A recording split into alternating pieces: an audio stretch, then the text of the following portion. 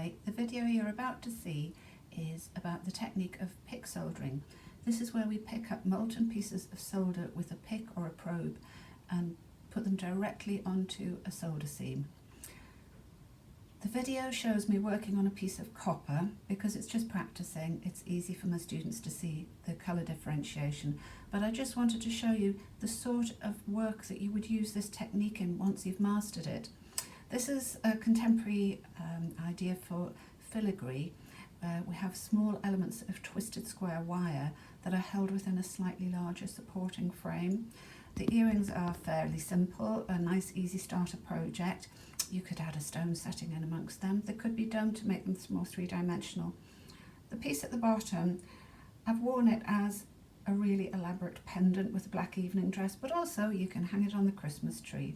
It was very complicated to do, and I don't know if I'll ever do one again, but it was a great way to explore what the technique can do for you. So enjoy the video, and when I get time in the future I will demonstrate making some filigree for you. Bottom road, and then it changed, and it's like bar furniture and things now. So what's this called? That's called a solder probe or a pick.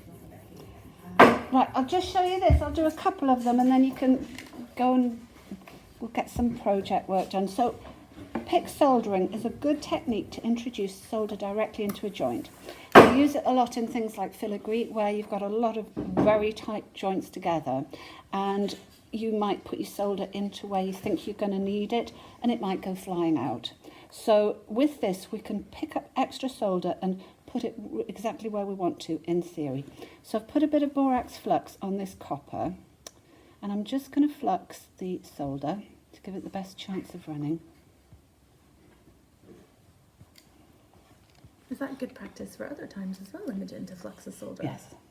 Make sure it's clean, make sure it's fluxed. Right,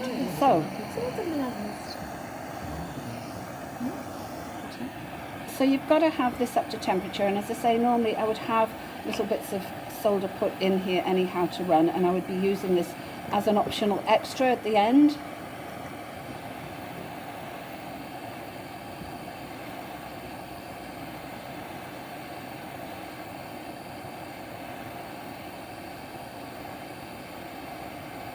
I don't know if I'm quite hot enough, but I'm going to come over here.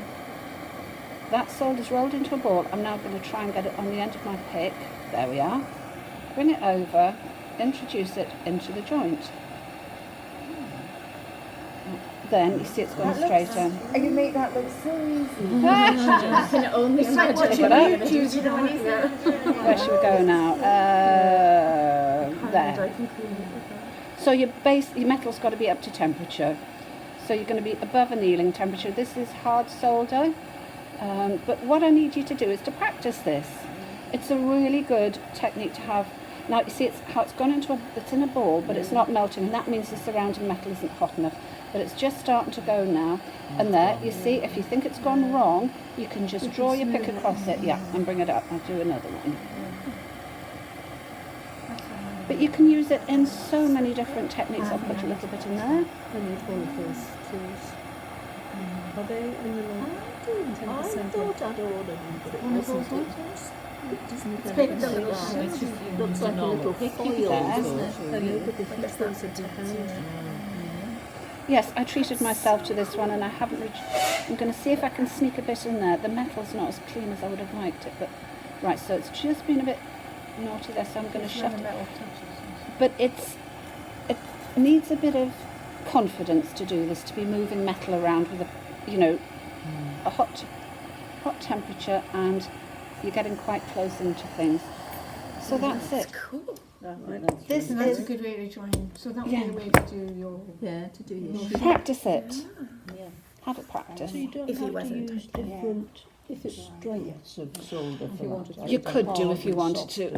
Also, you've got some mixed media elements. You could do if you want, but I always try and go with as many as hard as I can, and then drop down. But I would never say that to anyone who wasn't experienced. So, as I say, I would have everything with solder in it, and then solder would either fly off or it wouldn't run in some cases, so I would have extra solder here that I can come over and pick up like that and put where I've got gaps.